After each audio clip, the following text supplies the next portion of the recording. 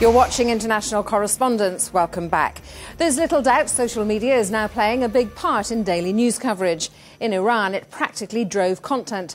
But there are signs the Iranian government is clamping down on sites like Facebook. For more on that, I'm joined by Joel Simon in New York, Executive Director for the Committee to Protect Journalists. First of all, Joel, CPJ very concerned about the number of journalists who have been taken prisoner in Iran and their treatment. Absolutely. What we're doing now is because there's a revolving door in Iran. Journalists are arrested, they're released. So every month we tabulate what we call a census. The last census confirmed 47 journalists in jail. That's double the number in China, which is now in second place. And we're concluding our second monthly census. We think that number is actually going to rise. The number is going to rise. So 2010 will be a worse year for journalists, you're predicting, in Iran. Right now, it looks like we're looking at essentially record numbers, and Iran is clearly the most repressive, if you look at the number of journalists in jail, the most repressive country in the world. Let's talk then about Facebook and the methods that we understand from people like yourselves that the Tehran authorities are using, allegedly following journalists on Facebook, finding out who their friends and their families are. So in a sense, the social media, which seem to be on the side of the proletariat, for the want of a better word, is actually aiding the authorities as well. Well, it's a game of cat and mouse, and for a moment, the sort of citizen journalists had the upper hand.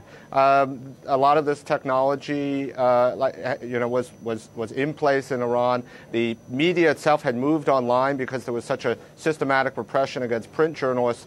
So these mechanisms were in place. But this is a regime that is very capable. It saw what the threat was and it responded. It's at times shut down the cell network, slowed down the internet. Now it's actually using these same social media tactics against the protesters, going on Facebook, figuring out who people's friends are, figuring out who their contacts are, and using that to intimidate them. So in a sense, you're not really buying the line, it seems to me, that it's the public in Iran who have the upper hand here when it comes to technology, at least, and citizen journalism. No, I think right now we have to be honest about the state of affairs. The Iranian government has used massive repression, brutality, and technological savvy to mount an effective counterattack against citizen journalists. It is a game of cat and mouse. It could shift. Right now, I think the Iranian authorities have the upper hand. You know, usually the CPJ reports on events that have happened. I wonder if you could look into your crystal ball, and while you predict the future for journalism is rather gloomy, to put it mildly, in Iran this year, do you see any changes on the horizon that might change the trajectory of this conflict, so to speak? Yeah, I do. I mean, it's hard to predict what's going to happen, obviously, but I think that the question is how insecure does the regime feel? And if they feel truly insecure, they are going to keep applying these repressive measures. And I think that our obligation is to speak out about it. CPJ, our colleagues from other press freedom groups like Reporters Without Borders and Article 19 and PEN, we're launching a petition soon to try and get people around the world to speak out about the repression in Iran, to let the authorities know how outraged they are. And I think that even though they would deny it, there are sectors in the Iranian government that do care what the rest of the world thinks about them, and we're hoping that this forces some sort of reaction. Well, this actually has nicely led me to what was going to be my next question, which is what forcibly can be done. When I say forcibly, I mean practically can be done about the situation for journalists specifically in Iran. What do you know, for example, generally speaking, of the conditions in which they're being held? The conditions are abysmal. We have interviewed journalists who've been held in Iran and have been released, and the conditions they described are absolutely horrific. In the best case scenario, you're blindfolded, you're shoved into a corner, you're interrogated relentlessly. In the worst case scenario, you're tortured. And we are gravely worried about all of these 47 journalists who are held in prison in Iran.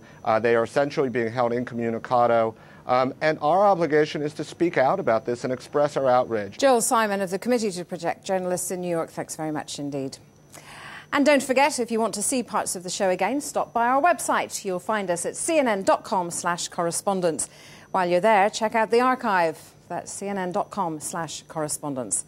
And just before we go, this month's media buzz.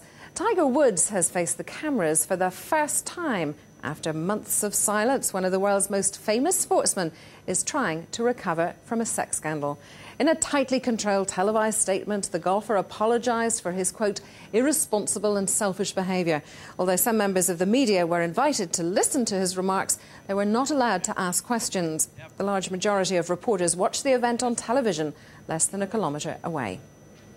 A UK press watchdog has rejected a complaint made over a controversial article about the death of British singer Stephen Gately.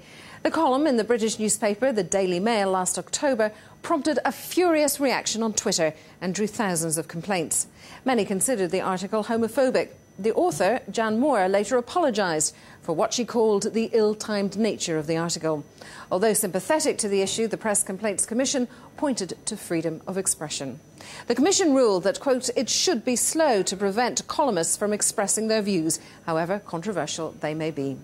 Gately, the singer for Boyzone, died last October while vacationing on the Spanish island of Mallorca. And a story we'll keep you updated on. Hollywood's most famous couple are suing the UK paper The News of the World after it published allegations about their relationship. Last month, the paper said Brad Pitt and Angelina Jolie were breaking up and had agreed to divide their multi-million-dollar fortune. The couple's lawyer says the allegations were false and intrusive. And that is all for this edition of the programme. I'm Fionnuala Sweeney. Thank you for joining us. See you again next time.